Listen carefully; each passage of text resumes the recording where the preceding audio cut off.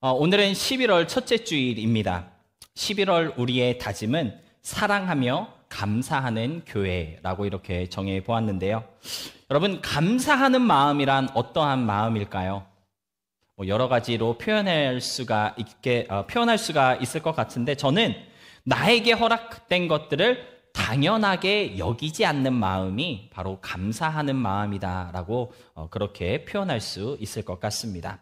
여러분, 무언가에 대해서 당연하다고 생각하는 순간 감사는 사라지는 것 같습니다. 당연하다고 생각하는 순간 그때까지 소중하게 여기던 그 모든 것들을 하찮게 여기기 시작하고 소홀하게 여기게 되는 것 같은데요.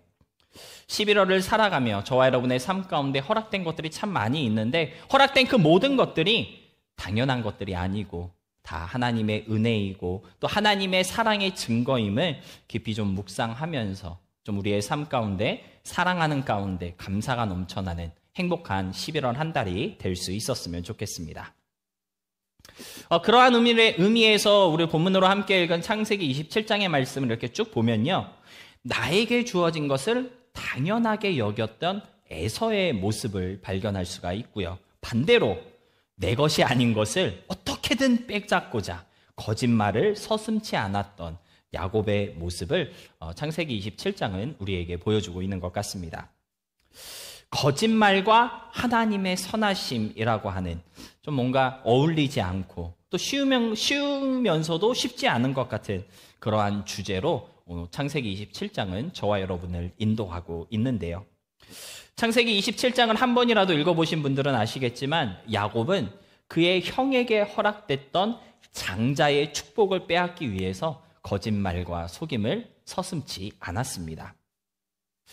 그런데 야곱이 거짓말을 하였다라고 하는 이 사실이 사실은 우리에게 되게 심각한 고민거리가 되고 있다라고 그렇게 말할 수 있을 것 같은데요. 그 이유는 이 야곱이라는 인물이 보통 인물이 아니기 때문입니다. 성경에서 빠질 수 없는 너무나도 중요한 그러한 사람이기 때문에 그러한 야곱이 거짓말을 하였다라고 하는 그 사실이 우리로 하여금 뭔가 좀 이렇게 고민하게 만들고 좀 이렇게 생각하게 만드는 그런 게 있는 것 같은데요. 여러분, 야곱은 누구입니까? 야곱은요, 아브라함, 이삭과 함께 믿음의 조상으로 불리는 인물입니다. 하나님께서 택한 민족 이스라엘이 바로 야곱의 후손입니다. 여러분 아시는 것처럼 이스라엘이라는 이 명칭 자체도 사실은 하나님께서 야곱에게 주셨던 새로운 이름이거든요. 그러니까 이 야곱이라는 사람은 성경 전체적인 역사를 볼 때 너무나도 특별한 사람이었다는 것이죠. 하나님의 사랑을 받았던 인물이었다는 것입니다.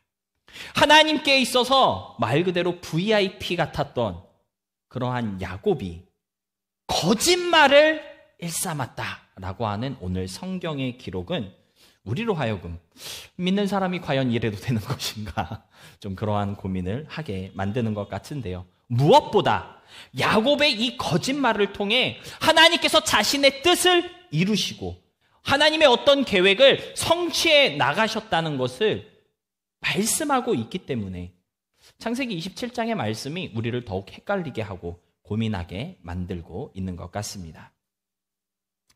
어떻게 보면 쉽게 이해하는 것이 어려운 그러한 창세기 27장의 내용이다라고 말할 수 있을 것 같은데요. 도대체 창세기 27장의 이 내용을 우리는 어떻게 받아들여야 하는 것인지, 창세기 27장은 우리에게 어떤 메시지를 전하고 있는 것인지 우리 이 시간 함께 생각해 보도록 하겠습니다. 우리가 창세기 27장을 읽을 때 첫 번째로 먼저 인정해야 하는 것이 있습니다. 무엇이냐면 야곱이 거짓말을 하였다는 사실입니다. 형 에서가 받아야 할 축복을 가로채기 위해서 야곱은 아버지 이삭을 속였고요. 나는 에서입니다, 아무렇지 않게 아주 담담하게 그렇게 거짓말을 하였다라고 하는 사실을 우리는 성경에서 목격할 수 있습니다. 야곱이라는 인물이 믿음의 조상이고 정말 하나님이 사랑하는 사람이어서 우리가 어떻게 하든지 야곱을 감싸고 그의 행동을 변호해주고 싶은 마음이 굴뚝 같다 할지라도 야곱이 거짓말을 했다는 그 사실은요, 어떻게 바꿀 수가 없고 변할 수 없는 진실이다라고 하는 것입니다. 어떤 분들은 야곱이 이 거짓말을 했을 때 이건 꼭 필요했던 거짓말이에요. 그러니까 봐줘야 합니다. 이렇게 말하시는 분들도 있고요. 여러분 white lie라고 하는 말 들어본 적 있으십니까? 크게 누구한테 피해 준 것도 없고 그런 거짓말을 white lie라고 하는데 뭐 그런 거죠. 예를 들면 동건이가 잘생겼냐고 누군가 물어봤을 때 잘생겼습니다 라고 대답하는 게 white lie라는 거죠. 네, 심각하게 고민. 왜 알 잘생겼나 봅니다, 여러분. 그러니까 이런 야곱이 했던 거짓말은 이런 white lie다 이렇게 말하시는 분들도 있는데 뭐가 됐든지 간에 야곱은 거짓말을 하였다는 것입니다. 야곱이 거짓말을 했다는 사실을 우리가 인정하게 될 때 우리는 몇 가지 질문을 던질 수 있는데요. 거짓말은 죄인가요, 아닌가요? 죄이죠. 거짓말이 죄인데 그러면 믿음의 조상이 서슴지 않고 거짓말을 하였다는 것인가? 이러한 질문을 우리가 해볼 수 있을 것 같고요. 형 에서의 축복을 가로채기 위해서 거짓말을 했다면 이 축복을 물려야 하는 것이 아닌가? 그러한 질문도 할 수 있을 것 같습니다.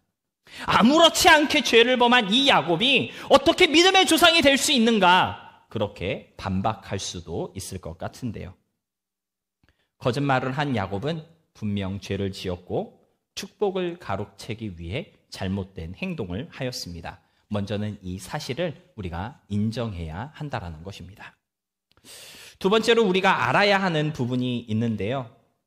야곱뿐만 아니라 그의 어머니인 리브가도 거짓말을 했다는 것입니다. 창세기 27장 5절로 13절의 말씀인데요. 조금 길지만 우리 다 이해를 돕기 위해서 다 같이 함께 읽어보도록 하겠습니다. 5절로 13절의 말씀입니다. 함께 읽겠습니다.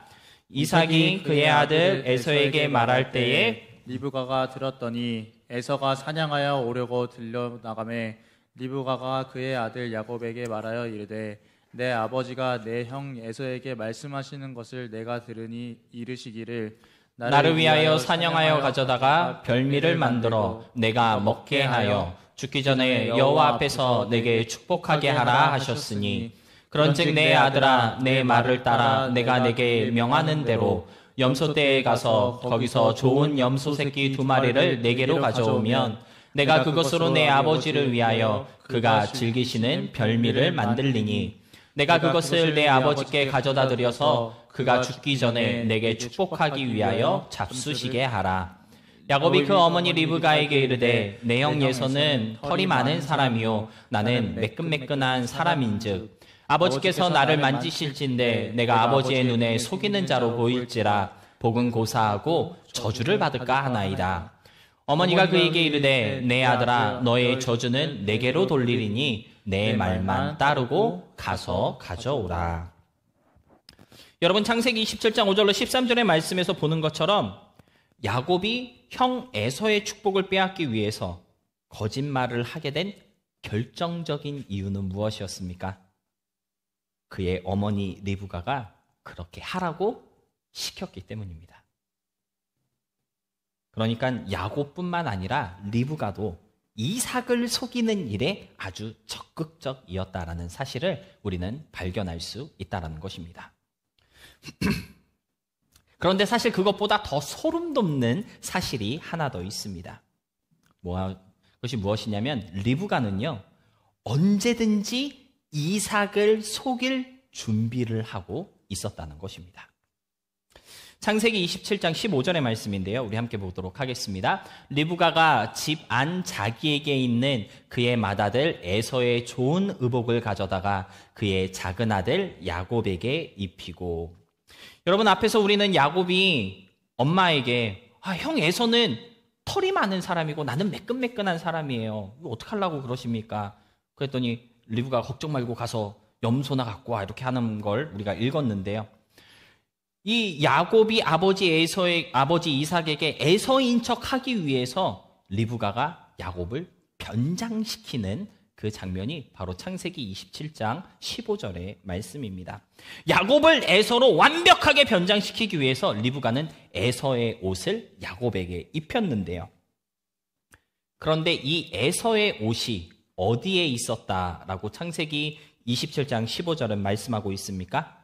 리브가의 집 안, 그녀가 가지고 있었던 옷이었다라고 성경은 기록하고 있습니다. 물론 에서도 리브가의 아들이기 때문에 리브가가 에서의 옷을 가지고 있는 것은 그리 이상한 일이 아닐 수도 있습니다. 그런데 당시 리브가가 가지고 있었던 에서의 옷은요, 에서가 어릴 적에 입었던 옷이 아닙니다. 장성한 에서의 옷을 가지고 있었고요. 장성한 에서의 옷이었기 때문에 다 큰 야곱이 입어도 아무렇지 않았던 그 정도의 사이즈. 그러니까 지금 에서가 입는 그러한 옷을 리브가가 가지고 있었다는 것이죠. 근데 흥미로운 것은 어머니 리브가가 장성한 에서의 옷을 가지고 있을 이유가 없었다는 것입니다. 왜냐하면 이때 에서는요, 이미 결혼을 한 사람이었기 때문입니다. 결혼을 한 번만 한 게 아니고요, 여러 번 했습니다. 그러니까 에서의 옷을 리브가가 관리하고 챙기고 가지고 있을 이유가 없다라고 하는 것이죠. 왜? 이미 에서에게는 여러 명의 와이프가 있었기 때문이다라고 하는 것입니다. 창세기 28장 6절로 9절의 말씀인데요. 에서가 본즉 이삭이 야곱에게 축복하고 그를 맏단 아람으로 보내어 거기서 아내를 맞이하게 하였고 또 그에게 축복하여 명하기를 너는 가나안 사람의 딸들 중에서 아내를 맞이하지 말라 하였고 또 야곱이 부모의 명을 따라 밧단 아람으로 갔으며 에서가 또 본즉 가나안 사람의 딸들이 그의 아버지 이삭을 기쁘게 하지 못하는지라 이에 에서가 이스마엘에게 가서 그 본처들 외에 아브라함의 아들 이스마엘의 딸이요 르바웃의 누이인 마할렛을 아내로 맞이하였더라. 여기 보니까 에서가 그 본처들 외에 이스마엘의 딸 마할렛을 아내로 맞이하였다라고 그렇게 기록하고 있는 것을 볼 수가 있습니다. 그러니까 에서에게는 이미 아내들이 많이 있었다라고 하는 것이죠. 아내들이 있었던 에서의 옷은 어머니 리브가가 만질 이유도 없고 관리할 이유도 없었다는 것입니다. 하지만 리브가는요, 수시로 에서의 옷을 준비하고 있었던 것인데요. 언제든지 야곱을 에서로 변장시킬 그러한 준비를 리브가는 하고 있었다는 것입니다. 이처럼 야곱과 리브가는 이삭과 에서를 속이기 위해서 늘 철저하게 준비하고 있었는데요. 마침내 거짓말로 에서의 축복을 가로채는데 성공하였다고 창세기 27장은 우리에게 말해주고 있는 것입니다. 그러면 여기서 우리는 그러한 질문을 던질 수 있을 것 같아요. 도대체 왜 리브가와 야곱은 에서의 축복을 가로채려고 했던 것일까? 그게 뭐라고 에서와 리브가와 야곱은 거짓말을 해가면서까지 그 축복을 가로채려고 했던 것일까? 여러분, 우리가 세 번째로 알아야 할 것은 리브가와 야곱은요, 자신들의 그 행동이 하나님의 뜻을 이루는 일이라고 생각하였다는 것입니다. 리브가가 쌍둥이 에서와 야곱을 가졌을 때 그녀는요 아주 힘들어했습니다. 뱃속에서 에서와 야곱이 맨날 싸우는 거예요. 너무 힘들어가지고 심지어 하나님한테 기도까지 했다고 성경은 기록하고 있는데요. 창세기 25장 21절로 23절입니다. 이삭이 그의 아내가 임신하지 못함으로 그를 위하여 여호와께 간구하매 여호와께서 그의 간구를 들으셨으므로 그의 아내 리브가가 임신하였더니 그 아들들이 그의 태 속에서 서로 싸우는지라 그가 이르되 이럴 경우에는 내가 어찌할꼬 하고 가서 여호와께 묻자오되 여호와께서 그에게 이르시되 두 국민이 내 태중에 있구나 두 민족이 내 복중에서부터 나누이리라 이 족속이 저 족속보다 강하겠고 큰 자가 어린 자를 섬기리라 하셨더라. 여러분, 창세기 25장 21절로 23절을 통해 우리가 알 수 있는 것은 무엇입니까? 뱃속에 있는 아이들로 인해서 하나님 앞에 리브가가 기도했을 때 하나님은요 이 아이들을 향한 나의 뜻이 무엇인지 리브가에게 알려주셨다는 것입니다. 하나님께서 리브가에게 하나님의 계획과 뜻을 알려주셨다는 것인데요. 근데 리브가가 깨달은 하나님의 계획은 무엇이었습니까? 23절 끝에 나와 있는 것처럼 큰 자가 어린 자를 섬기는 것, 그것이 하나님의 뜻이라고 리브가는 깨달았다라고 하는 것입니다. 그래서 리브가는요 작은 자였던 야곱이 큰 자였던 에서보다 더 잘 되는 것이 하나님의 뜻이라고 생각했다라고 하는 것이죠. 그래서 무슨 수를 쓰더라도 에서가 받아야 할 장자의 축복을 야곱이 받아야 한다라는 생각을 태어날 때부터, 이 아이들이 태어날 때부터 쭉 가지고 있었다는 것입니다. 무슨 수를 쓰더라도 야곱이 에서보다 잘 돼야 그것이 하나님의 뜻이라는 생각을 리브가는 가슴에 품고 있었다라고 하는 것이죠. 무슨 수를 쓰더라도 하나님의 뜻대로 야곱이 장자의 축복을 받기만 하면 된다라고 생각했던 리브가의 그 생각. 그런데 그런 그녀의 생각이 과연 옳았던 생각이었을까요? 수단과 방법을 가리지 않고 그저 하나님의 뜻만 이루면 된다라고 생각했던 그 마음이 과연 하나님 앞에 옳은 마음이었을까요? 여러분 혹시 마키아벨리즘이라는 사상을 들어본 적이 있으십니까? 말이 좀 어렵죠. 여러분 군주론이라는 책 혹시 들어보신 적 있으십니까? 네, 저 이렇게 한국에 정치 얘기하면 안 되는데 원래 설교 시간에 그 한동훈 대표가 들고 다니고 읽었는지 안 읽었는지는 모르겠지만 들고 다녔던 책이 있는데 그게 군주론이라는 책인데 군주론이라는 책을 쓴 니콜로 마치아빌리가 쓴 마치아빌리라는 그 이름에서 유래된 이 사상인데요. 이 마치아벨리즘은 어떠한 뜻이냐면요. 정치적 목적을 달성하기 위해선 어떤 수단과 방법도 가리지 말아야 한다라는 사상적 의미를 담고 있는 단어가 바로 마치아벨리즘이라는 단어의 뜻입니다. 여러분 군주론이라는 책이 좀 어려운 책인 것 같아요. 저도 안 읽어봤습니다. 근데 이 군주론이라는 책이 현대 정치를 이해하는 아주 중요한 교과서로 많은 사람들에게 받아들여지고 있고 또 인정받고 있는 그러한 책이라고 하더라고요. 그래서 유시민 작가도 읽었고 한동훈 대표도 읽고 정치를 한다는 사람들은 한 번쯤은 읽어봐야 하는 책이라고 그렇게 많이들 알려지고 있는데요. 우리가 사는 이 세상은요. 이 군주론에서 말하고 있는 마치아벨리즘, 즉 목적을 달성하기 위해선 어떤 수단과 방법도 가리지 말아야 한다는 사상이 지배하는 세상이라는 것을 우리는 알 수가 있다는 것입니다. 정치하는 사람들이 다 이 책을 읽는다는 거예요. 이 책을 읽으면서 마치아벨리즘이라고 하는 사상에 물들게 된다라고 하는 것이죠. 이러한 사람들이 지배하고 이러한 사람들이 통치하고 이러한 사람들이 뭔가 정책을 세우는 세상이니 이 세상은 수단과 방법을 가리지 않고 목적을 이루는 데에만 힘쓰면 된다라는 사상이 깔려있는 그러한 세상이다라고 말할 수 있다라고 하는 것입니다. 그런데 아이러니하게도 그러한 사상을 가진 자의 모습이 오늘 창세기 27장에서 발견되는 리브가와 야곱의 모습이라는 것이고요. 하나님의 뜻이라는 목적을 달성하기 위해서 아버지 이삭을 속이고 거짓말을 서슴지 않았던 이들의 모습은 믿음의 사람들의 행동이라기보다는 믿지 않는 사람들, 욕심으로 가득 찬 세상 사람들의 모습에 더 가깝다라고 볼 수 있다는 것입니다. 네 번째로 그렇다면 하나님은 왜 리브가와 야곱의 이러한 행동을 그냥 보고만 있었던 것일까요? 리브가와 야곱의 행동은 분명 잘못된 행동입니다. 믿음의 행동이라고 볼 수 없고요. 세상적인 욕심과 욕망에 사로잡힌 사람들의 모습이라고는 밖에 받아들일 수 없는 것 같습니다. 하지만 그럼에도 불구하고 하나님께서는 리브가와 야곱의 이 잘못된 행동을 그냥 지켜보고만 계셨고요. 심지어 그들의 그 거짓과 속임을 통해 하나님 자신의 뜻을 이루기까지 하셨는데요. 이러한 하나님의 모습을 우리는 어떻게 받아들여야 할까요? 이러한 하나님의 행동을 우리는 어떻게 이해할 수 있을까요? 저는 크게 두 가지로 생각해 볼 수 있을 것 같다라고 그렇게 봤는데요. 첫 번째는 하나님께서는 사람에게 자유의지를 허락하셨다는 것이고요.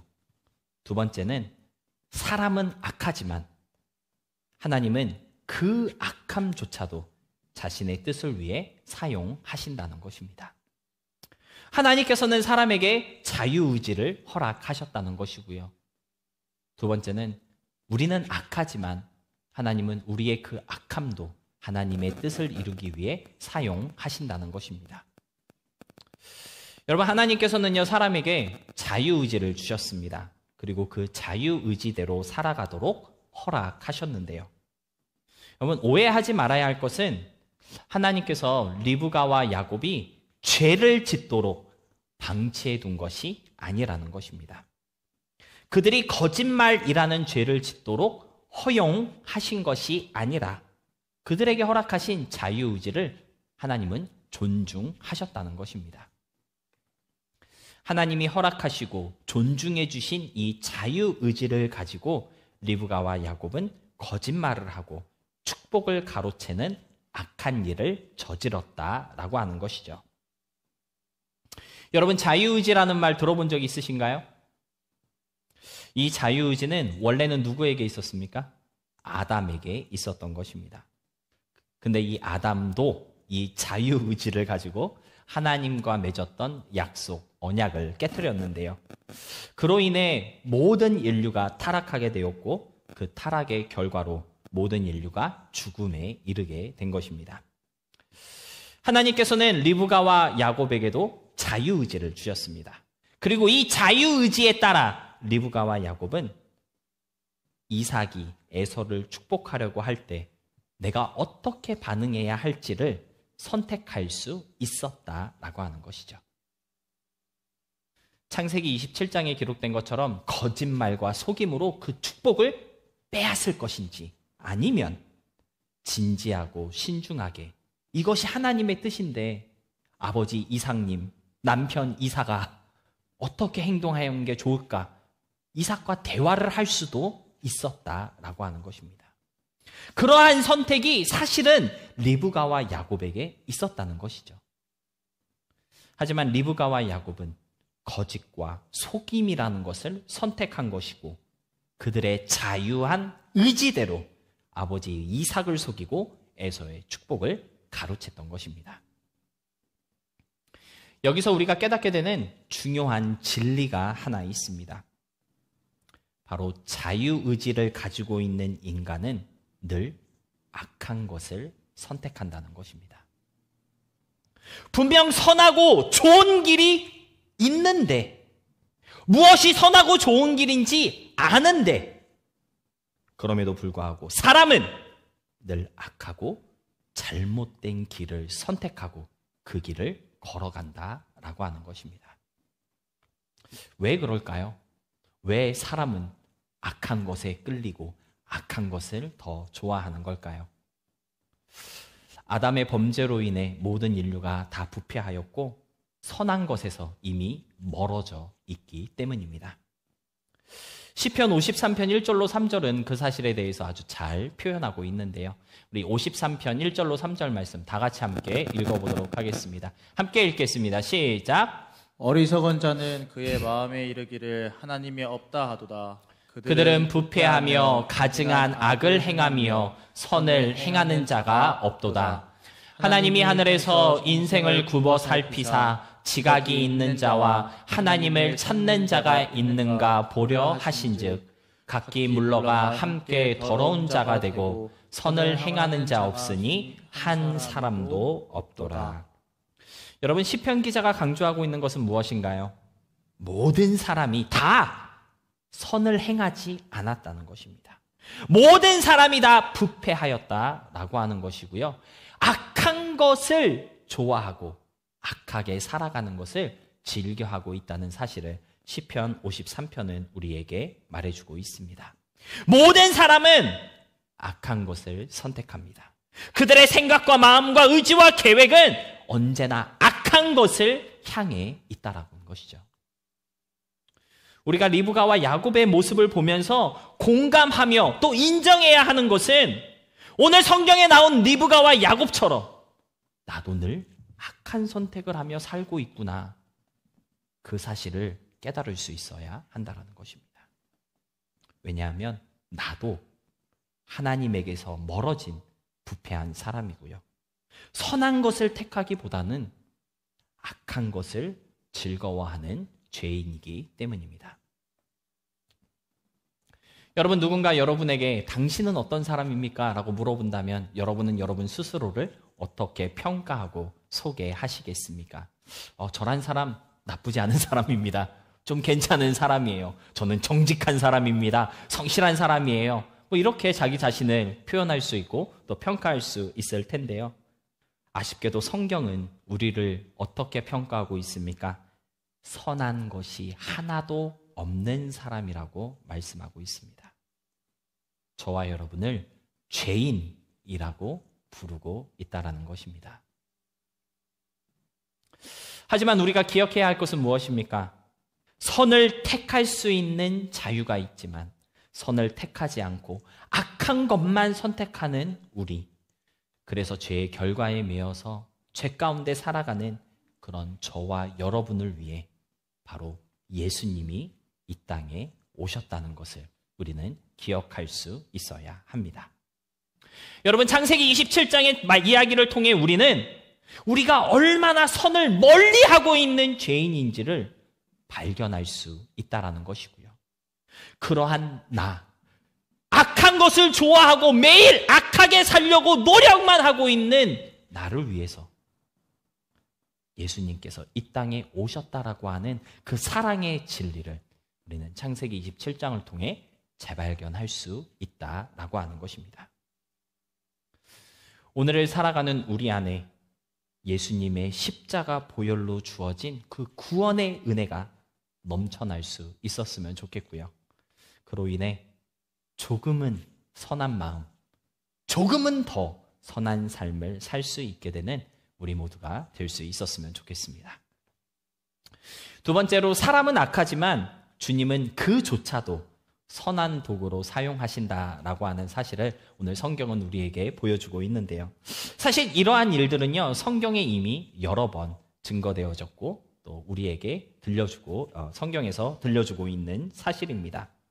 여러분, 아담의 이야기를 다 알고 계실 거예요. 아담은요, 완벽하고 완전한 자유의지를 가지고 있었지만 하나님께 불순종하여서 범죄하게 되었고 타락하게 되었습니다.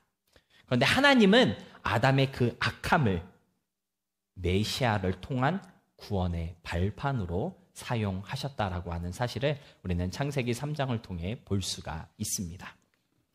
여러분, 요셉의 이야기를 잘 알고 계실 거예요.